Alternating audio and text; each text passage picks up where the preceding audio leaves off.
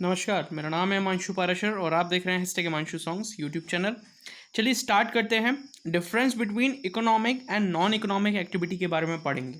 देखिए, ये 11th में बिजनेस स्टडीज़ में पूछा जाता है, 12th में ये इकोनॉमिक्स में पूछा जाता है ये क्वेश्चन पर्टिकुलर, और ये आपको कहीं और भी मिल सकता है। यदि आपके टॉपिक से रिलेटेड है तो आप ये वीडियो देख सकते हैं। Difference between economic and non economic activity, पूरा क्वेश्चन समझेंगे हम, पूरा एक कॉन्सेप्ट समझेंगे इकोनॉमिक और नॉन इकोनॉमिक एक्टिविटी होता क्या है। ओके ओके, स्टार्ट करते हैं। मीनिंग, सबसे पहले मीनिंग पे आते हैं हम। तो इकोनॉमिक एक्टिविटी क्या होती है? देखिए, those activity which are undertaken by man with the objective of earning money. देखिए, इसका मतलब क्या होता है? वो एक्टिविटी जिसको एक मैन या वुमेन कर रहे होंगे with the objective of earning money. मतलब क्या मकसद होगा? Those activity which are undertaken by man with the object of earning money.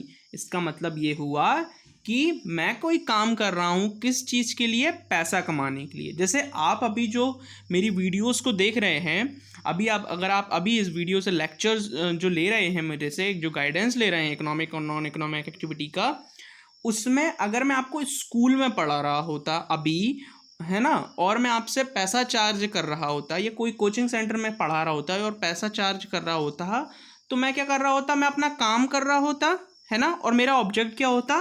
पैसा कमाना, है ना। तो वो इकोनॉमिक एक्टिविटी होता है। तो हम एक चीज़ क्या समझ लिया हमने कि इकोनॉमिक एक्टिविटी जो होती है वो पैसे से रिलेटेड होती है। मतलब उसमें जो मेन ऑब्जेक्टिव क्या होता है? पैसा कमाना, इकोनॉमिक एक्टिविटी, है ना। ये पहली चीज़ मीनिंग हो गई। अच्छा, अब हम देखते हैं नॉन इकोनॉमिक एक्टिविटी, और अच्छे से क्लियरिटी आ जाएगी जिससे हमको।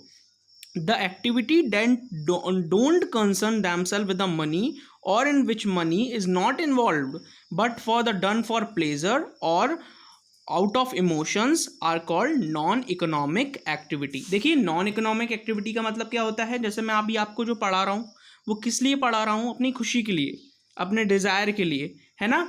तो ये क्या हो गया? विदाउट एनी पे ऑफ मनी। मतलब मैं आपसे कोई पैसा तो ले नहीं रहा, मैं आपसे कोई अवेल तो कर नहीं रहा, मतलब मैं कोई लाभ तो उठा नहीं रहा आपसे, है ना। मैं अपनी खुशी के लिए, अपने डिज़ायर के लिए, है ना, अपने प्लेजर के लिए, मतलब अपनी खुशी के लिए मैं आपको बता रहा हूँ, आपको पढ़ा रहा हूँ, यूट्यूब पे मैं वीडियोस अपलोड कर रहा हूँ। तो ये क्या हो गई? ये हो गई नॉन इकोनॉमिक एक्टिविटीज़। समझ में आ गया ना? जैसे कि मैं एक टीचर हूँ, मैं एक कोचिंग सेंटर में पढ़ा रहा हूँ, तो मैं आपसे पैसा ले रहा हूँ, तो वो इकोनॉमिक एक्टिविटी हो गई। और अगर मैं यूट्यूब पे आपसे पढ़ा रहा हूँ, आप फ्री पढ़ रहे हैं, मेरे लेक्चर्स का बेनिफिट उठा रहे हैं, तो वो क्या हो गई? नॉन इकोनॉमिक एक्टिविटी, क्योंकि इसमें पैसा इन्वॉल्व नहीं है, मनी का कहीं भी इन्वॉल्वमेंट नहीं है। देखिए, on in which money is not involve, है ना, मनी इन्वॉल्वड नहीं होता, but are done for pleasure, ये खुशी से आदमी करता है, और out of emotion are called non economic activity. और समझते हैं आगे। मेन ऑब्जेक्टिव क्या होता है इकोनॉमिक एक्टिविटी का? देखिए, ऑब्जेक्टिव का मतलब होता है डिजायर, ड्रीम, है ना, जो उसको मेन चीज करनी है। This activity are done for earning wealth. मतलब पैसा कमाना मेन ऑब्जेक्टिव होता है इकोनॉमिक एक्टिविटी में, पैसा कमाना, है ना। The activity are done for earning wealth. ठीक है। इधर अगर बात करूं तो these are done not for earning wealth but for other purpose. Other purpose के लिए, जैसे मान के चलिए आप किसी को फेमस होना है, तो वो उसको सिर्फ फेमस होना है, उसको पैसा नहीं कमाना। मतलब फेमस होना है, दिखना है, सिंपल सी बात ये है कि हाँ मैं भी कुछ कर लेता हूँ, है ना। तो वो इसलिए, जैसे कि मैं आपको पढ़ा रहा हूँ, है ना, विदाउट एनी चार्ज ऑफ फी, है ना, मैं कोई चार्ज तो ले नहीं रहा आपसे।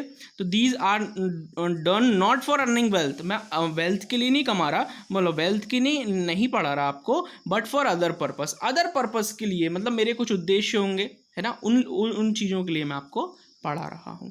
क्लियर हो रही है ना इकोनॉमिक और नॉन इकोनॉमिक एक्टिविटी? आगे बढ़ते हैं, सप्लाई समझते हैं। They are done for fulfilling the wants of man. देखिए, सप्लाई का मतलब क्या होता है?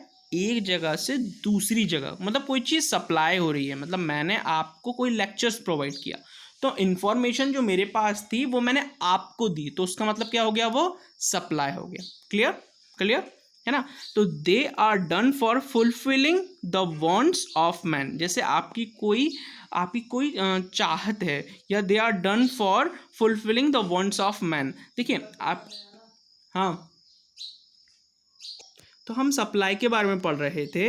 तो they are done for fulfilling the wants of man. जैसे मेरी कोई चाहत है, देखिए मान के चलिए फॉर एग्जांपल, एक एग्जांपल ले लेते हैं। मैं इसलिए कोचिंग सेंटर्स स्कूल में पढ़ाता हूँ जिससे मैं बाइक ले सकूँ, कार ले सकूँ, घर ले सकूँ, इसलिए मैं पढ़ाता हूँ। तो मतलब मेरी कोई वांट हो गई, मेरी चाहत हो गई सॉरी, उसको फुलफिल करने के लिए मैं पढ़ाता हूँ। तो they are done for fulfilling the wants of man, मतलब मैन और वुमेन दोनों की बात की गई है। तो यदि वो जो अगर वो काम कर रहे हैं, किस चीज़ के लिए काम कर रहे हैं, वो अपने वांट्स को सेटिस्फाई करने के लिए, मतलब अब उनकी जो चाहत है उनको पूरा करने के लिए अगर वो काम कर रहे हैं तो वो इकोनॉमिक एक्टिविटी हो जाती है। सप्लाई में इसको लिखना है ना। आगे बढ़ते हैं सप्लाई में। नॉन इकोनॉमिक एक्टिविटी में हम क्या लिखेंगे? तो these are done for fulfilling the desire and emotions. तो नॉन इकोनॉमिक एक्टिविटी में क्या होता है?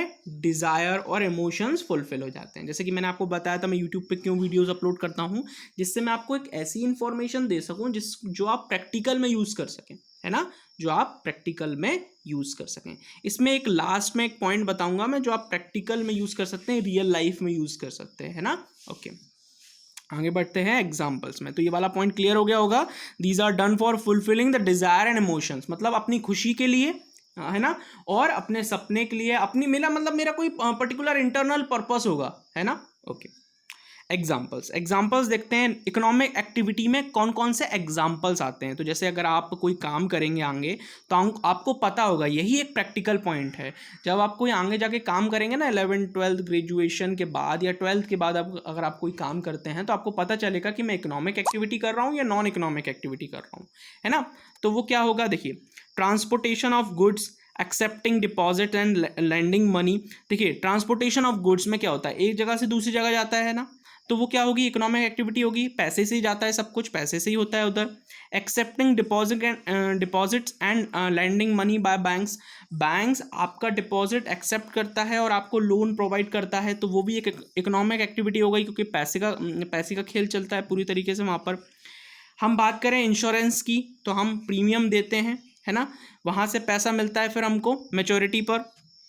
तो ये क्या हो गया, ये सब पैसे से रिलेटेड चीज़ें हो गई। एडवर्टीजमेंट, जब अगर हमको किसी न्यूज़पेपर में या किसी टीवी चैनल में हमको न्यूज़ देना है हमारे बिजनेस की या फिर हमारे कोई फर्म की, तो उससे क्या होगा, हमको उसको पैसा देना पड़ेगा, पे करना पड़ेगा। मेडिकल प्रोफेशन की हम बात करें, डॉक्टर का, है ना, working as a teacher in a school, अगर कोई टीचर जो स्कूल में पढ़ा रहा है, जैसे कि मैंने आपको पहले ही क्लैरिटी दे दी थी, बाकी आप ये पॉइंट्स पढ़ लेना, आपको क्लियर हो जाएगा। आगे बढ़ते हैं। देखिए, नॉन इकोनॉमिक एक्टिविटी में क्या क्या आता है।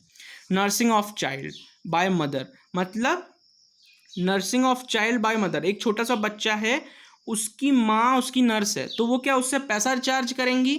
नहीं। तो ये किस में आगे आ जाएगा, नॉन इकोनॉमिक एक्टिविटी में, मतलब इसमें पैसे का कोई लेन देन नहीं है।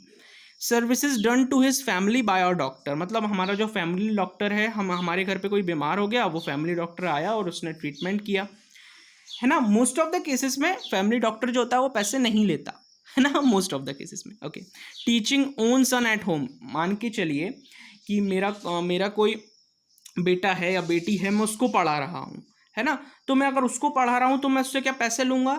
नहीं। तो ये काय में आ जाएगा, नॉन इकोनॉमिक एक्टिविटी में। जैसे मैं आपको यूट्यूब पे पढ़ा रहा हूँ, तो मैं क्या आपसे कोई पैसा ले रहा हूँ, है ना, तो ये काय में आ जाएगा, नॉन इकोनॉमिक एक्टिविटी में। हाँ, तो ये था हमारा पूरा question, difference between economic and non economic activity को लेकर। पर मैं आपसे एक बात ज़रूर बोलूँगा, अगर आपको वीडियो अच्छा लगे तो लाइक करिएगा और सब्सक्राइब कर लीजिएगा मेरे चैनल को। So thank you so much, मिलते हैं नेक्स्ट वीडियो में हम। बाकी मैंने प्लेलिस्ट प्रोवाइड कर दी है आपको डिस्क्रिप्शन में और कमेंट कॉलम में। Thank you.